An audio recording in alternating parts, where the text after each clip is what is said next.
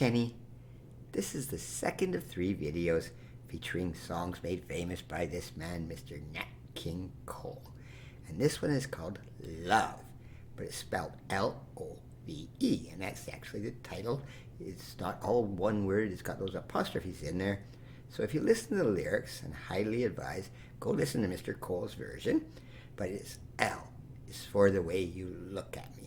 The letters stand for something. That's why it's written so funny that way. All right? So that is Nat King Cole's album cover when he recorded it.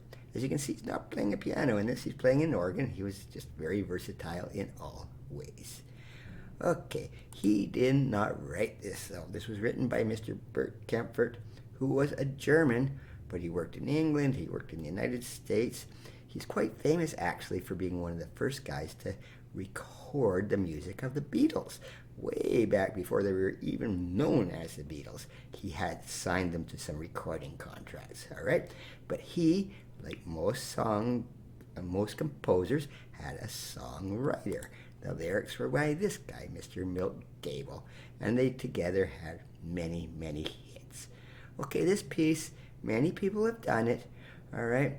Nat King Cole is the most famous one, but this gal, this English singer, her name is Joss Stone. In 2007, she actually did this song as a perfume commercial, okay?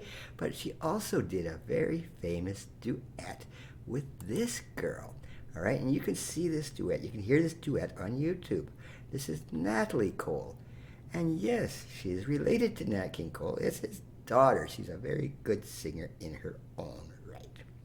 Okay, before I teach the lead sheet lesson of Love, I will play it for you.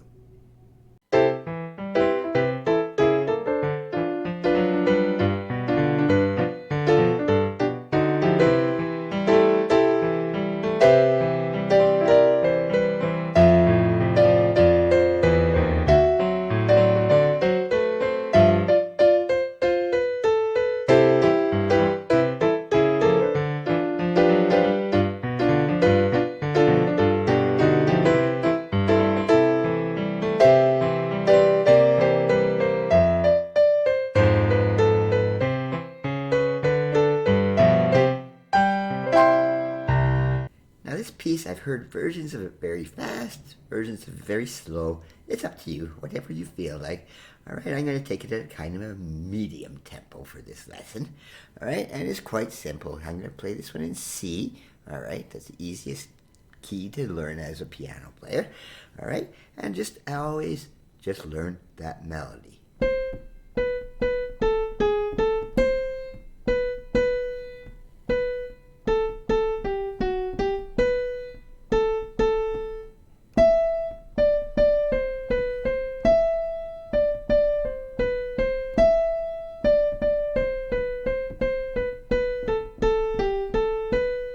Right? That's the first half of it. It just goes pretty simple, all right? So learn that melody separate before you put the left-hand chords in, all right? And this thing doesn't have too many chords, nothing too complicated.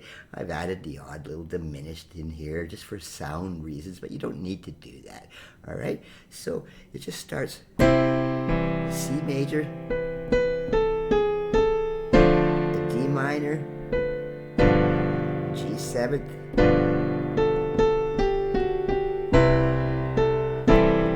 back into C. Very simple. For that D minor one, though, I like to put in a little transitional chord. This diminished 7th chord, all right? C sharp diminished. It makes it sound so nice. You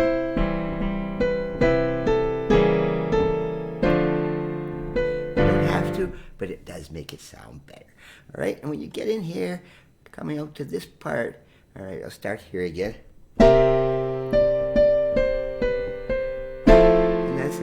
Major 7th,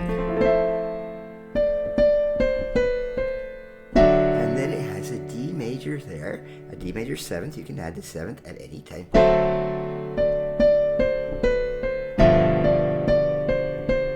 and that's really it for all those chords. Not too many at all right? Now sometimes I'll teach a couple methods of accompanying yourself with the left hand. For this part of it, I'll teach sort of a running chord.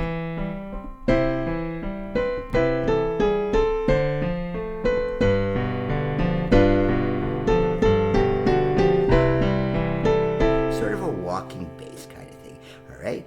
And I get to the second half of the piece, I'll show you a much more difficult method, but do whatever you want. You can just play straight chords too.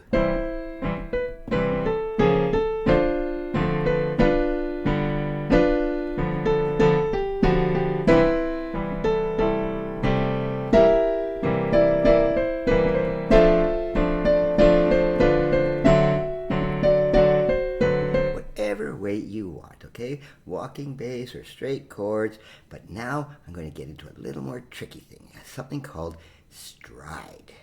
Now the second half of this piece is almost identical to the first half, all right? So again, play the melody first. And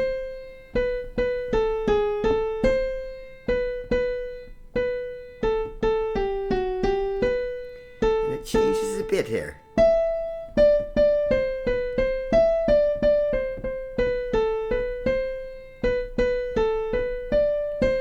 Just a little bit, just to finish it off, all right? Not a very long piece at all, okay? Quite simple, all right? And the chords here, almost again the same. And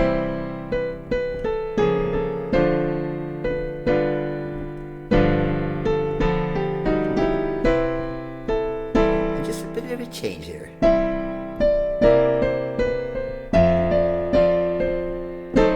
And I like to put that F sharp diminished in there, just for the sound. It sounds so nice.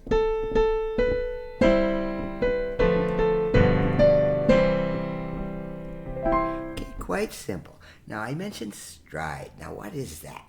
This can be very difficult, and it can be very simple too, all right, once you're used to it, all right? But what stride really is, at its simplest form, you're just taking the chord and dividing it up, playing the bass note, and then the rest of the chord, and it usually goes your left hand, your little finger will go from the C to the fifth, all right? The C and the G in case of the C chord, all right?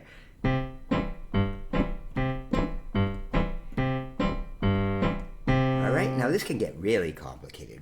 Really good pianists, they'll be, all right? They'll be all over the place. Don't start that with a big, huge jumps. It's a little bit tricky, but try it with just a little bit simple little chords.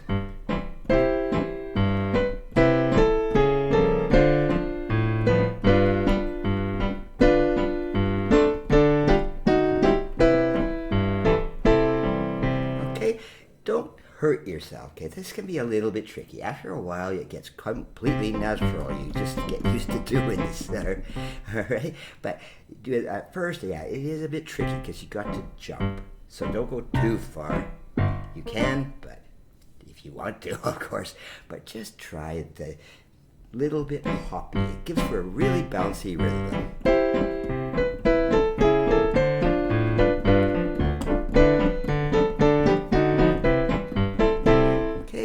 And then at the end, all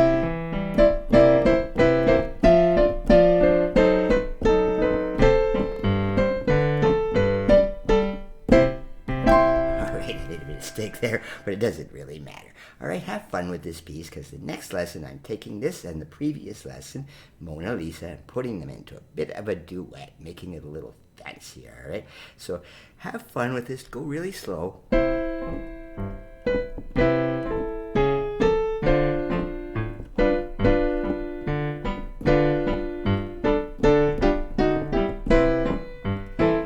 Start picking it up. You don't have to go too fast in this piece, all right? As I said, some people do it really slow. All